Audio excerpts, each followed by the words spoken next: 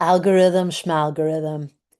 Let us bend, let us be. The promise of day 3 of the lunar month and Lammas, July 31, August 1, 2026. Soulful Communique and Magical Calendar with Mary B. Hey, I'm your host, Mary-Laurence Bevington. I've always colored outside the lines, literally. Backstory, my parental units poured their earnings into their kids' education. Ironically, they were often far away from us, in offices, on airplanes, and such, to do so. All to say, I interviewed for kindergarten. True story. We lived in La Crosse, Wisconsin for a minute back then and traveled to Atlanta, Georgia, a city we planned to move back to, the city where I was born, for the interview. I was 4 years old and had already done time in a Montessori school, one I walked to with one of my big brothers, often wearing a short dress, tights, and Mary Jane shoes, boots, and a parka in the winter. I was chubby in those days and loved having a quarter from time to time to buy a candy bar at the dime store we passed en route to school.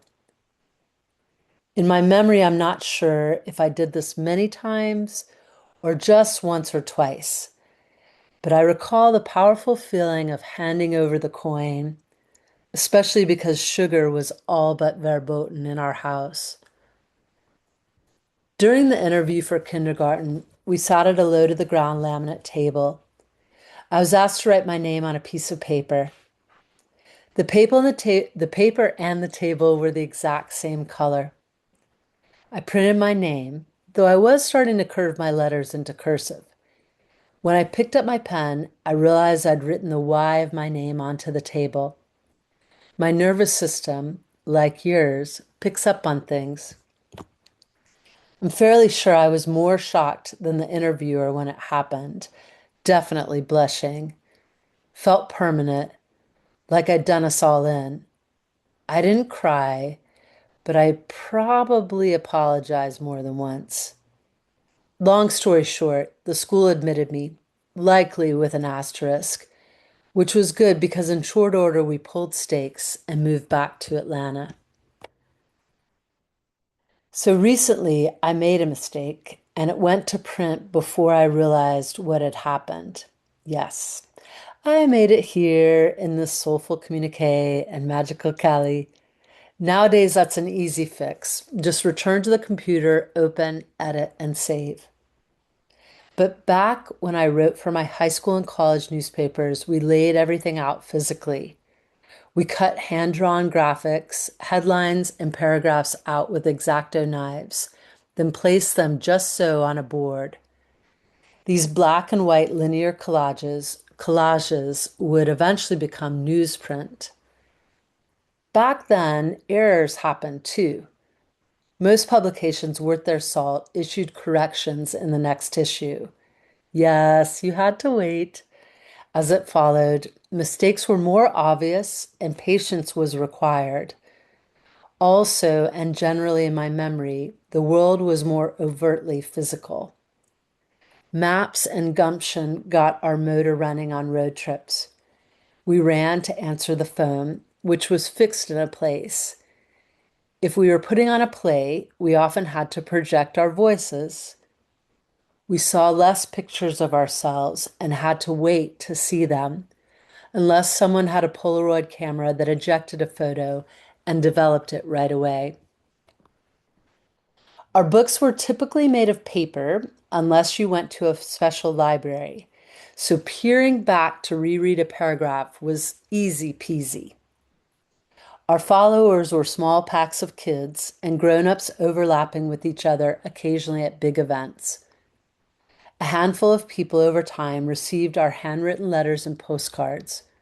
We checked the mailbox for their missives as well. Some of these letters were even typed. I suppose, and mind you, I'm still thinking this through, all of the above is why I don't jive with the algorithm. I do respect its mathematical prowess, especially because higher math eludes me.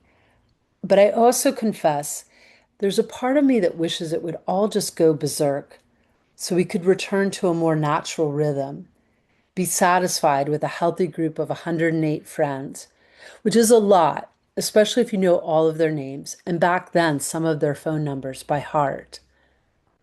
It would be cool if conditions were such that we could lean readily into the animal aspects of ourselves.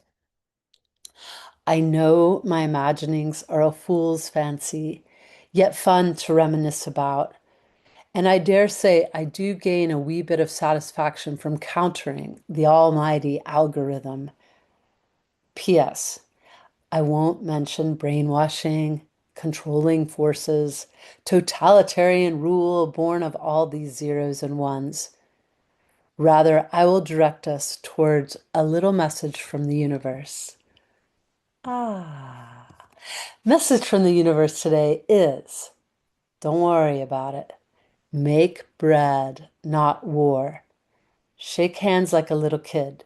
See, kids don't always know how to shake hands. So when a person reaches out to shake theirs, they just hold that person's hand for a moment. It's pretty sweet.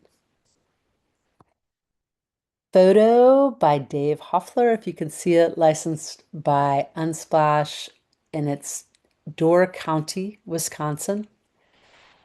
Ah, how I love the contrasting textures, colors, and mood of this image. All right, folks, Magical Astro Calendar, July 31st and August 1st. Just Eastern Daylight Time, which is Greenwich Mean Time minus 5 hours.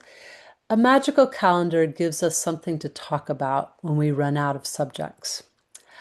July 31st, Luna enters Pisces after a stretch at 8:14 a.m.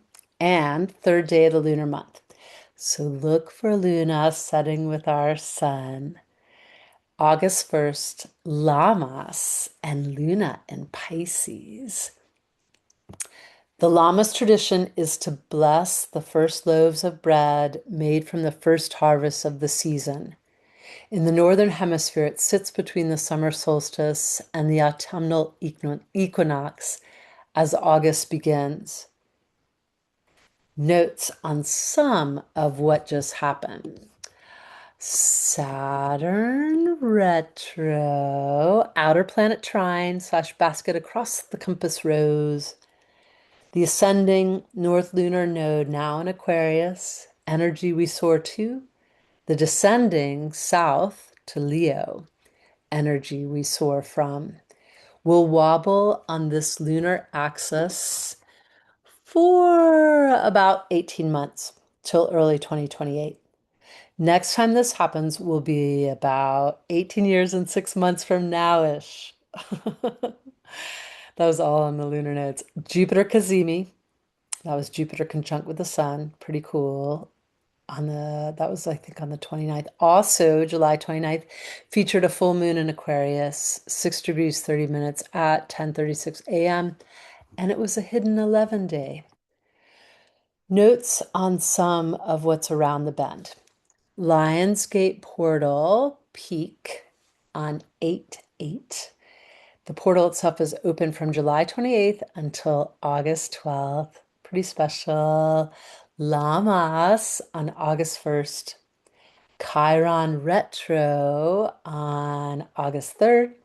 Perseid meteor shower peaks August 12th to the 13th.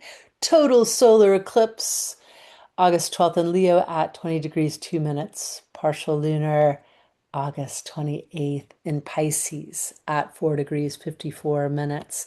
Special thanks to Alex A. Dub, Big Ricky, Deanna, Ginger, Jude, Kelly, KM, Lara, Laura M, Lazardsky, Marnie, PJ, Peggy, Fally, Siegel, Soster, Terry, Tina Z, and Charles. Calendar inspirations based on data from Llewellyn's 2026 Astrological Daily Ephemeris and Aspectarian. All for now, friends. Till tomorrow, and in carrying the light. Mary-Laurence Bevington. Ba-da-da-da, oh, oh, oh, ba-da-da-da-da-da-da-da-da.